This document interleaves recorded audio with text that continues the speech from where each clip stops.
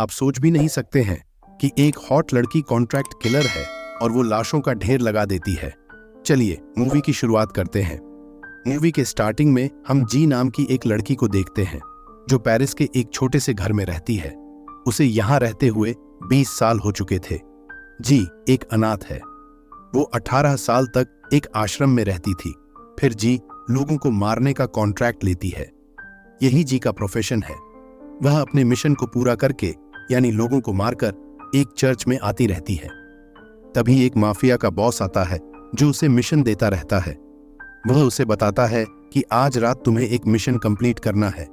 एक जगह पर जाकर तुम्हें बहुत सारे लोगों को खत्म करना है और वहां से कोई भी जिंदा नहीं बचना चाहिए। जी मान जाती है क्योंकि यही उसका काम है। दूसरी तरफ हम एक डिटेक्टिव को भी देखते हैं जिसका नाम से है। वह डिटेक्टिव अपने पार्टनर जिसका नाम जैक्स है के साथ आया हुआ है। इन दोनों को यहाँ पर कोको नाम के लड़के को पकड़ना है जो ड्रग्स और नशीले पदार्थों का सप्लायर था। थोड़ी देर वेट करने के बाद कोको नाम का लड़का इन्हें दिख जाता है।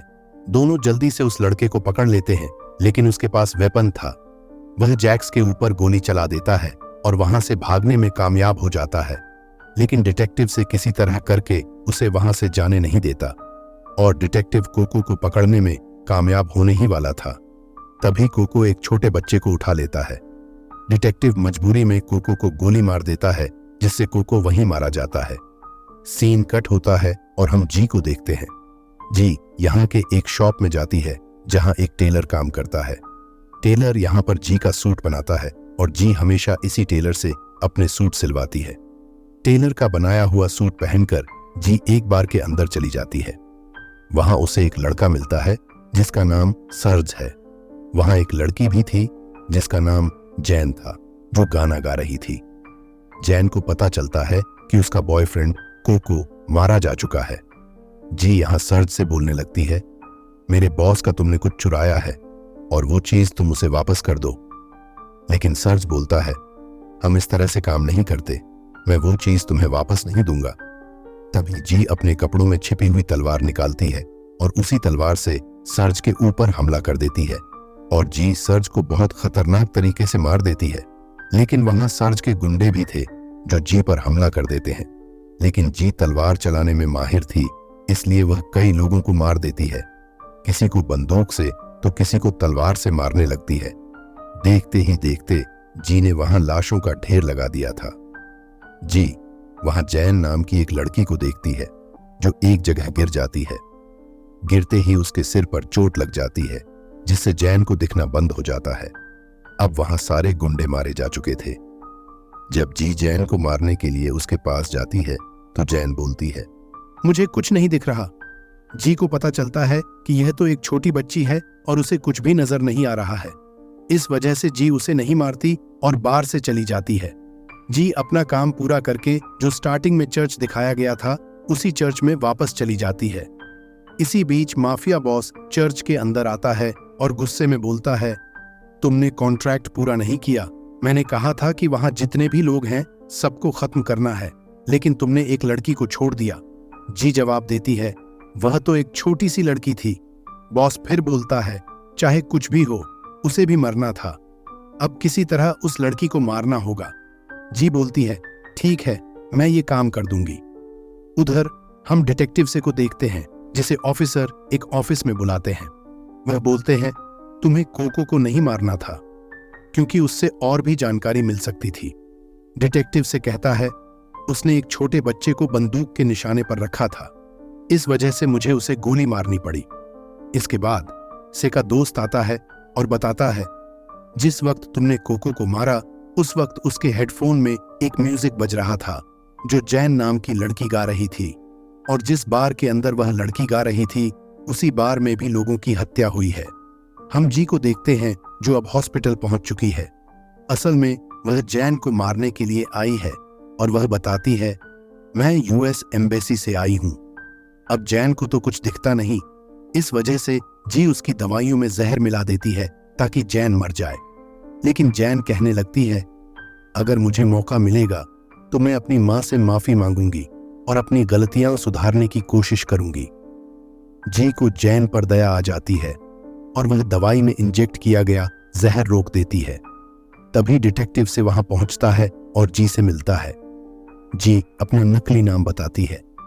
डिटेक्टिव से जैन से सवाल जवाब करता है तो जैन कहती है, मैंने बार में कुछ भी नहीं देखा और न ही मैं उस किलर को जानती हूँ। जी को अब यह समझ आ जाता है कि यह लड़की उसके लिए खतरा नहीं है, इसलिए वह वहां से चली जाती है। डिटेक्टिव से भी वहां से निकल जाता है, लेकिन तभी उसे एक कॉल आता है। कॉल से पता चलता है कि वह लड़की यूएस एम्बेसी से नहीं थी। डिटेक्टिव तुरंत उसे पकड़ने की कोशिश करता है, लेकिन तब तक जी वहां से निकल चुकी होती है। अब सीन कट होता है और हम माफिया बॉस को देखते हैं जो गुबर्ट नाम के एक अमीर आदमी से मिलता है।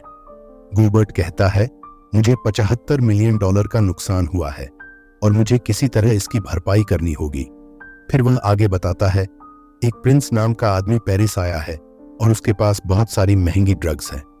अगर वह ड्रग्स हमें मिल जाए तो मैं $300 मिलियन का मालिक बन जाऊंगा। अब हमें पता चलता है कि डिटेक्टिव से की प्रिंस से मुलाकात होने वाली है। डिटेक्टिव से, जो बेहद ईमानदार है, प्रिंस से मिलने के लिए निकल जाता है। प्रिंस बताता है, एयरपोर्ट पर दिन दहाड़े कुछ लोगों ने मुझ पर हमला किया और मेरा प्लेन चुरा लिया। डिटेक्टिव से पूछता है, उस प्लेन में ऐसा क्या था? लेकिन प्रिंस इस सवाल पर चुप रह जाता है। डिटेक्टिव से फिर कहता है, जिन लोगों ने तुम्हारा प्लेन चुराया उनकी हत्या एक बार के अंदर हुई है। प्रिंस थोड़ी चिंता में बोलता है, मुझे इस बार के बारे में कुछ भी नहीं पता, बल्कि मैं तो खुश हूं कि वो गुंडे मारे जा चुके हैं। बस मुझे मेरा प्लेन वापस मिल जाना चाहिए। प्रिंस वहां से चला जाता है। शाम होती है और जी को बॉस ने एक जगह पर बुलाया होता है।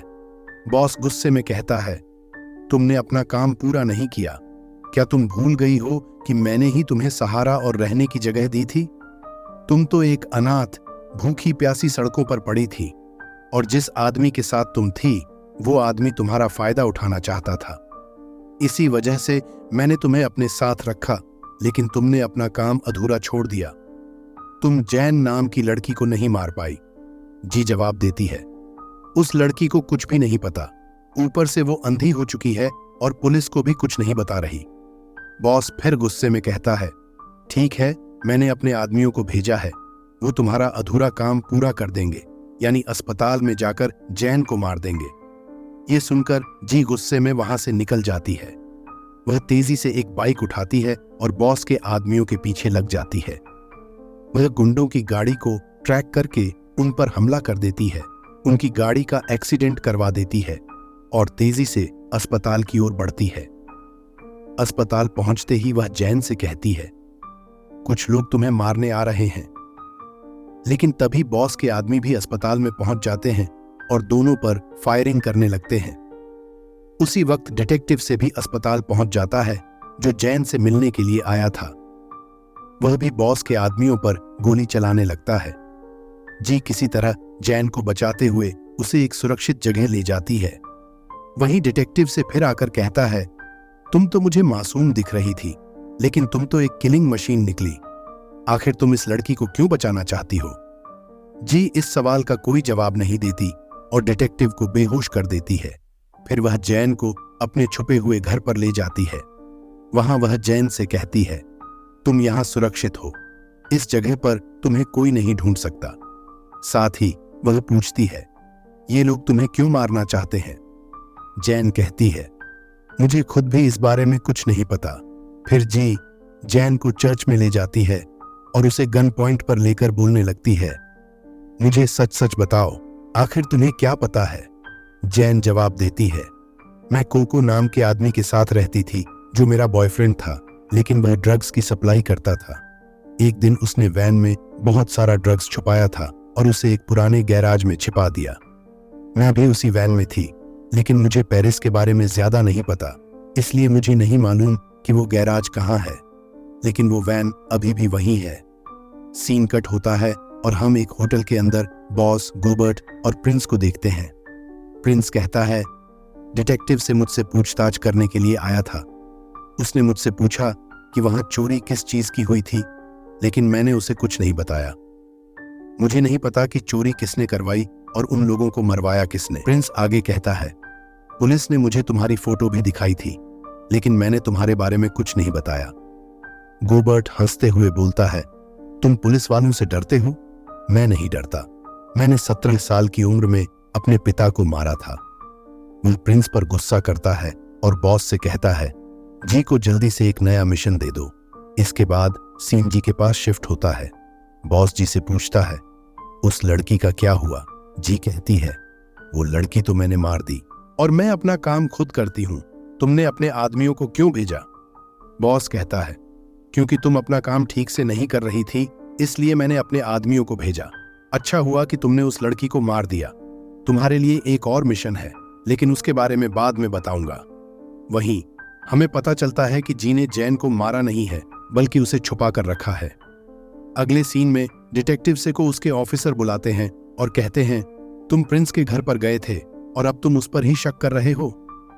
डिटेक्टिव से बताता है, प्रिंस के पास बहुत सारे ड्रग्स थे और वो चोरी हो चुके थे, लेकिन प्रिंस इसे मानने को तैयार नहीं है, इसलिए हम उसे कुछ दिनों तक निगरानी में रख रहे हैं।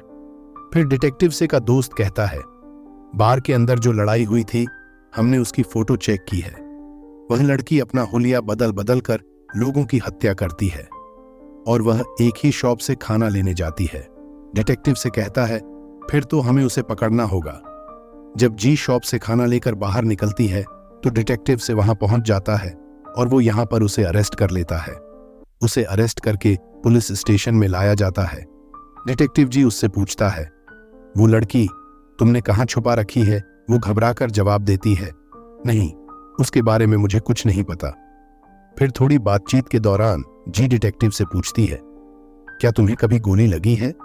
तभी डिटेक्टिव को याद आता है, कुछ दिनों पहले एक रूसी आदमी ने मुझे गोली मारने की कोशिश की थी, लेकिन मेरी जान एक लड़की ने बचाई थी और वो लड़की तुम थी। वो बोलती है, मुझे इसी काम के लिए हायर किया गया है। मैं उन लोगों को मारती हूं जो पेरिस को नुकसान पहुंचाते हैं और मैं उस लड़की तक यानी जैन तक ले जा सकती हूं। पुलिस वाले उसे ले जाने लगते हैं, लेकिन जी अपने तकनीकी कौशल का इस्तेमाल करके अपनी हथकड़ी खोलकर कूदकर भाग जाती है। इस तरह से वह पुलिस वालों के चंगुल से निकल जाती है। सीन कट होता है। हम बॉस और गोबर्ट को देखते हैं जो एक पार्टी में है। गोबर्ट एक ड्रिंक पीता है, लेकिन उस ड्रिंक के अंदर जहर है। बॉस की एक लड़की भी गोबर्ट को गोली मार देती है और तभी गोबर्ट मर जाता है। हमें पता चलता है कि बॉस उसी के साथ रहकर उसे धोखा दे रहा था। बॉस कहता है, जो तुम्हारे ड्रग्स थे जो प्रिंस के पास थे, वो मैंने ये चुराए हैं, और इतना बोलकर निकल जाता है। जी जब अपने घर पर पहुंचती है तो देखती है कि वहां जैन नहीं है, यानी कि जैन को कुछ लोगों ने किडनैप कर लिया है और यह सब बॉस के ही आदमी है।